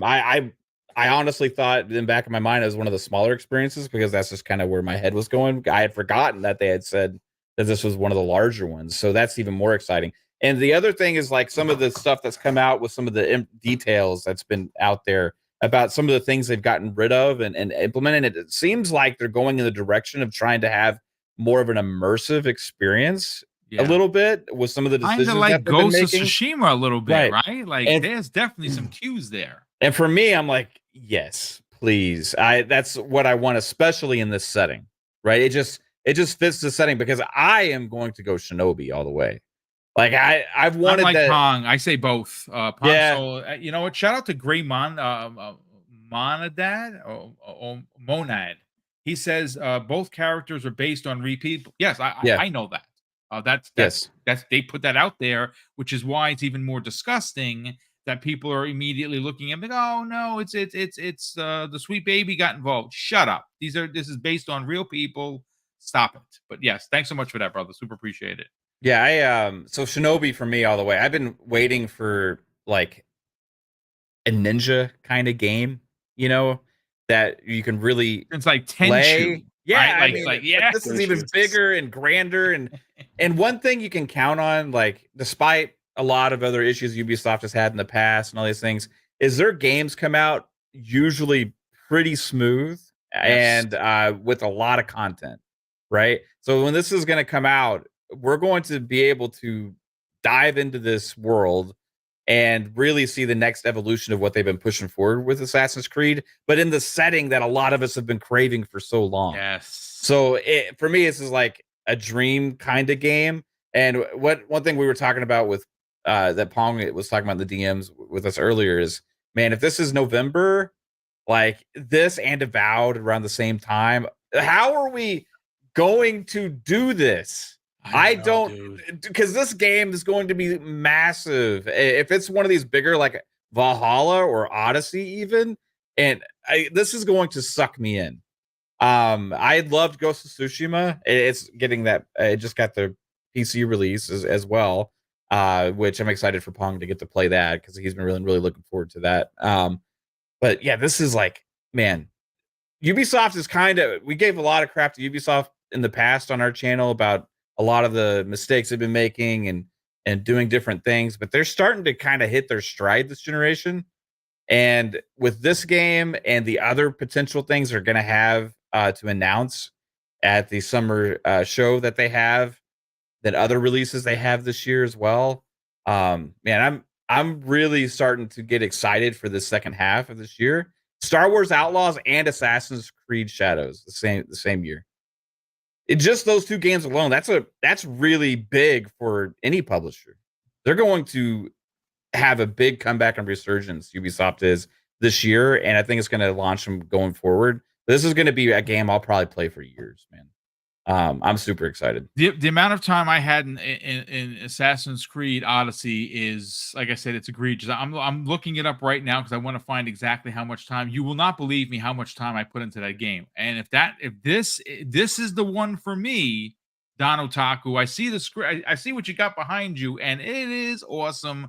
Don, let's talk about it because this is a really big deal for a lot of reasons. Everyone that is an Assassin's Creed purist has been saying for years, for even a decade, that Assassin's Creed and the ninja or the Asian aspect of Assassin's Creed is like peanut butter and chocolate. It just goes perfect together. Let's get your hot take on this trailer, brother.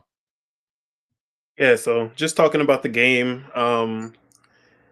like I said, Assassin's Creed Odyssey is my favorite Assassin's Creed all time. They've been teasing the Japanese region for a version of the game for a while. I think ever since Brotherhood and Black Flag, they had little tidbits about Japan in there, and we've just been waiting for them to finally pull the lever on it, and it's finally happening. Not only that, it's from my favorite team in the Assassin's Creed when it comes to the Assassin's Creed franchise. So yeah, the trailer, Ubisoft knows how to do trailers. Their cinematic trailers are always good. It's not gameplay, but I feel like since it's a known quantity and I kind of know what to expect from an Assassin's Creed open world RPG, I can get behind this being their first showing with the cinematic trailer. Plus, they already confirmed we're going to see gameplay in June when the Ubisoft Forward event happens. So, yeah, Yasuke and Naoe, the two main characters. I love that now they're basically splitting the two play styles of Assassin's Creed. Yes. Because there was the rift that was created when Assassin's Creed Origins went into that RPG direction, where a lot of people started to feel that they're getting away from the actual assassin part of the gameplay, where stealth isn't really needed anymore, and a lot of people didn't like that. A lot of people felt that it was straying too far away from that assassin stealth gameplay. So they were like, hey, if you want to be the guy who just goes in, just sword first, just run in there and start chopping up people, then we have Yasuke, a character that you can play as. You're just going to be the brute force character. If you want that classic Assassin's Creed stealth gameplay, you can play as Naoe. And in the details, they have said that you are able to seamlessly switch between these two characters, kind of like GTA 5. Yes. Where you'll just be able to, before a mission, you'd be like, okay, I want to play as Naoe because I think this would be a good stealth-driven mission. Like, oh, well, this one, I have a vendetta against this guy. I'm just going to go in and just start tearing shit up. Oh, my bad. Okay, that's fine. That's but fine. yeah, so I like that they're catering to both sides of the fan base. I enjoy both, so I'll probably be switching between them pretty often. But yeah, as far as this trailer, it got me pretty hyped seeing that.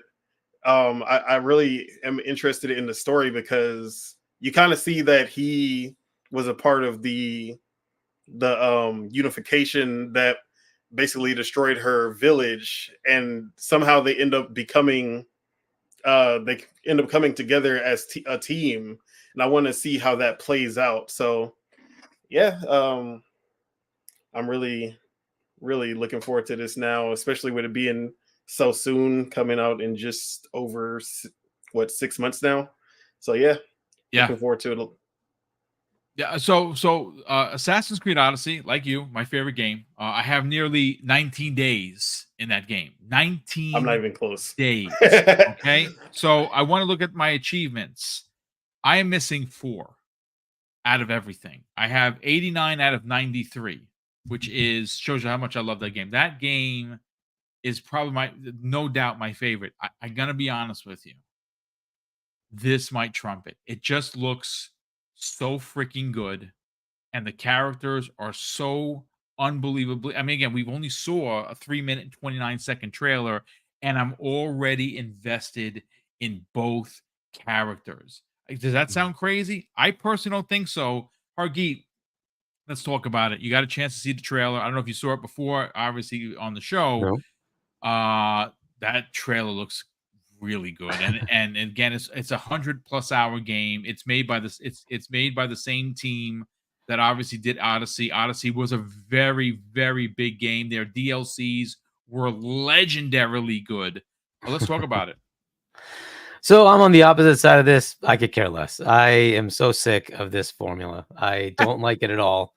AC Mirage, give me more of those. I'm 100% sick of this. Valhalla, absolutely 100% destroyed Assassin's Creed for me. I am 100% done. I have zero enthusiasm for it. I don't care how good it looks. It's irrelevant to me.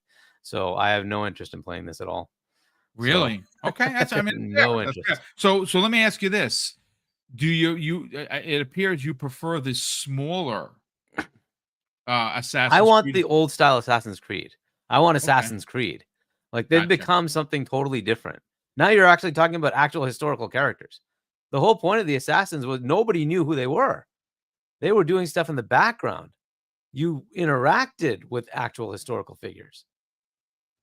But now it's Well, just total baloney. It's like this is just not what I want. I'm well, kind of just to sick be of it. fair, you do play as Jack the Ripper in Syndicate, which was basically the last Assassin's Creed game, like the old Like formula the old that school. I came like out. so the guy beat Syndicate. Um, There is an ending so there that they've will blow your dabbled mind. at Yeah. least in you playing as the historical figure and kind of tuning their story to make them an assassin, because Jack the Ripper, I don't know if anyone knows this, he was not a trained assassin. But they basically delivered his story in a way to put him into that, while still keeping the history of him um, being a Vague. serial killer and everything, and actually Yeah.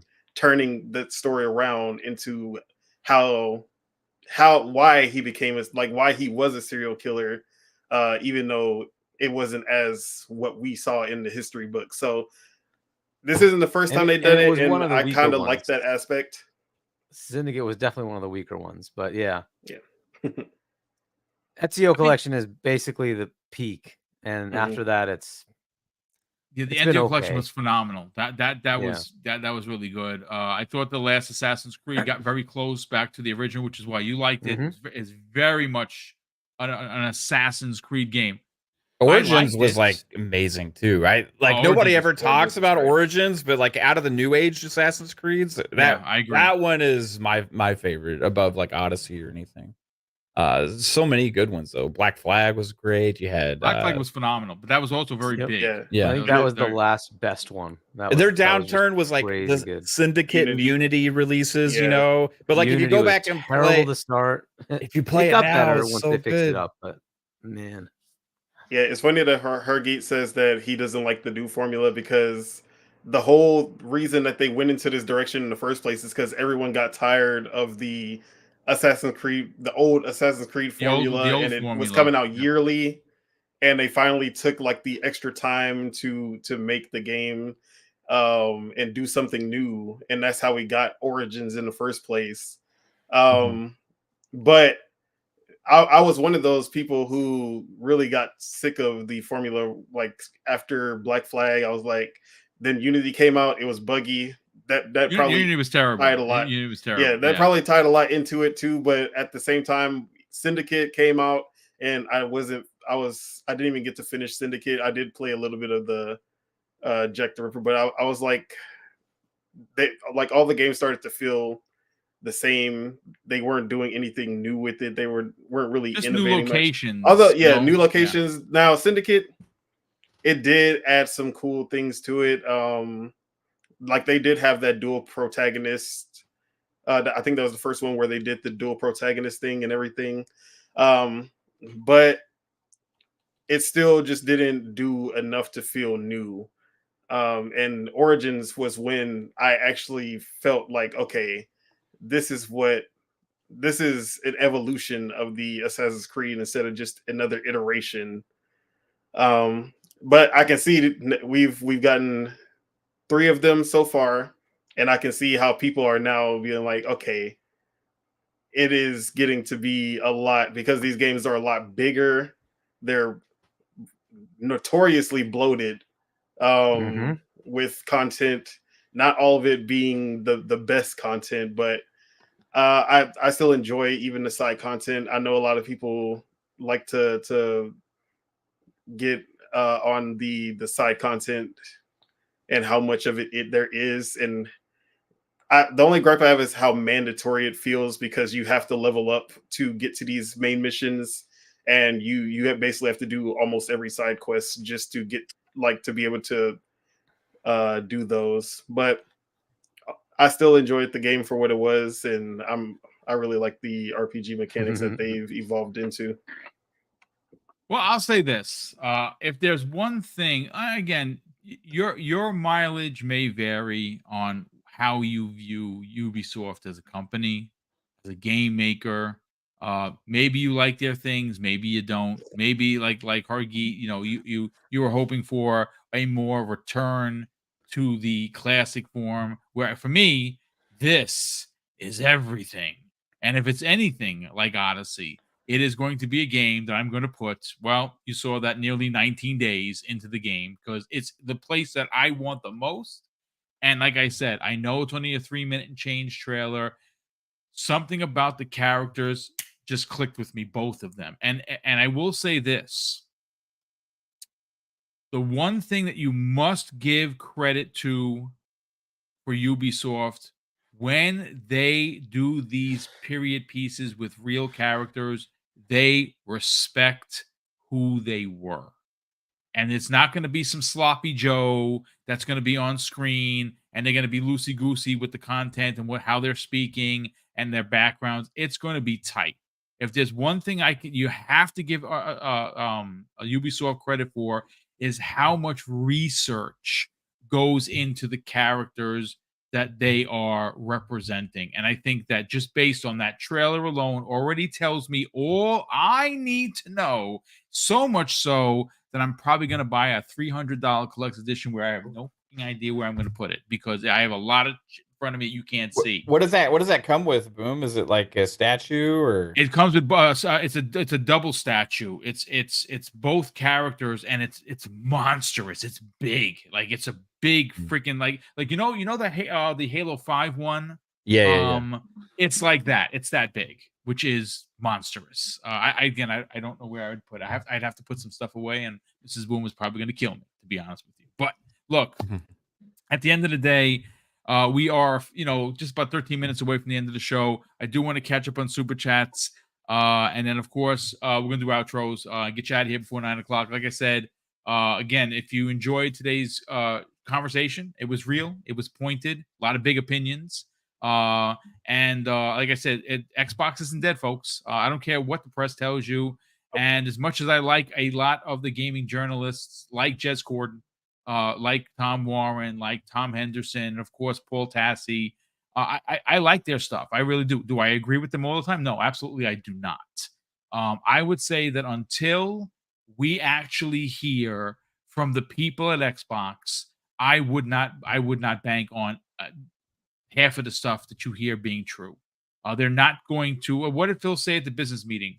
They're not going to hurt the brand. I still think that Phil has a voice. He's the head of Microsoft Gaming. If you don't think that he matters, I'm sorry. I would have to 1,000% disagree with you. I think that his say is important. I think Sarah Bond, who's the president, has a massive job and she has a massive title. I don't think they're going to give her that title just to give her a title and a name on a door.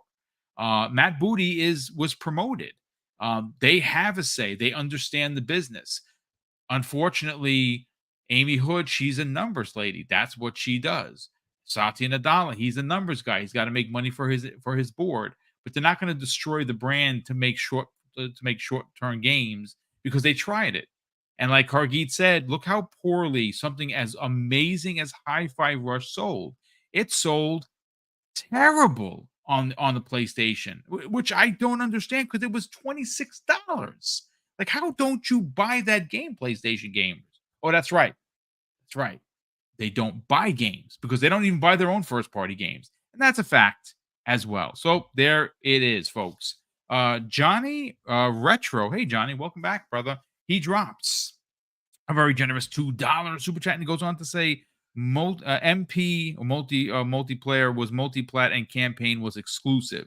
I don't know what he's referring to. Is that Call of Duty or I'm not sure what game is. Again, apologies for reading it so late. He did it in 822. So if I get some context for it, I'll reread it out there. But listen, again, folks, this is Double Barrel Gaming. I'm Mr. BoomStick XL. If you like what you heard, please consider subscribing. We're on the hunt for 15K. And with your help, we can get there. Let's get to the outros. Mav, we'll start first with you. You work as hard as I do. Not only do you work in real life, but you have a ton of podcasts, and you had one last night that was absolutely phenomenal, which I listened to today. By all means, sell the brand of the Fun Speculation Network. And I'm gonna say choo choo, mother, father, sister, brother. Yeah, I know you won't say the other one, but we'll get you No, to I say it won't. one day. Didn't No, you I say appreciate vroom it. vroom? Is that the new one? Vroom vroom? Yeah, I said vroom vroom because we had an awesome community member. Lotus is Yeah, I free. know. He was gifting subs. Lotus is so free. Yeah. it changed from choo choo to vroom vroom for Lotus. But yeah, everybody, thanks for watching Boom and Double Barrel Gaming. All his shows are absolutely amazing. One of the best guys in the community, and Thank it's you, great sir. whenever I can ever have a chance to stop on by, like I used to be able to more frequently. But it's great hanging out with Hargeet and Don. This is always just an amazing place to be. But if you want to find out what we got going on, come check out Fun Speculation on YouTube. We got multiple shows. Mondays, we have Fun Speculation Podcast at 10 p.m. Eastern Time. Thursdays, Pong Soul and I do a 2-man show at 7 p.m. Eastern Time called PM in the PM. And then Friday nights, we got Xbox Ultimate Podcast, 10 p.m. Eastern Time. Rain, shine, doom and gloom, or moon, or whatever, it doesn't matter. We're still going to be there talking Xbox Friday nights at 10 p.m. Eastern. So come hang out. Appreciate everybody in this chat and in the community. You guys rock.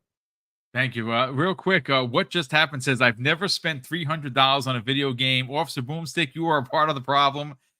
I have bought lots of $300 video games because I like collector's edition. I don't buy as many as I used to because space is a freaking problem here. Shout out to Doc Dark, right? You're the problem. You're the problem. I love it.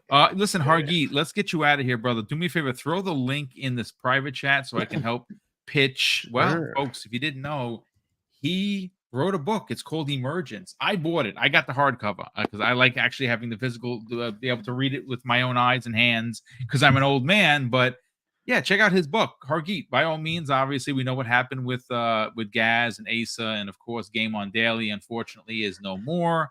Yeah. I'm hoping that they could somehow rebrand. They do have their own separate channels to kind of bring that back. But by all means, let me just throw this into the chat, folks. If you'd like to support Hargeet Chani, well, you know, I don't know how many people wrote a book. I don't have a long list of it, but I know Hargeet did. Hargeet, sell the brand, brother.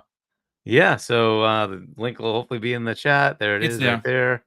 And then you can also sub to my YouTube channel. I need to start actually doing the content. I haven't done it yet, but I will start putting stuff up there. Yeah, and unfortunately, Game On Daily, it's unfortunately gone. But we did have Gaz do something on Saturday at 4 o'clock. So if you want to check out his channel, Septic Sauce, and Asa still got Gaming Arcadia, and he does stuff every day. So check that out.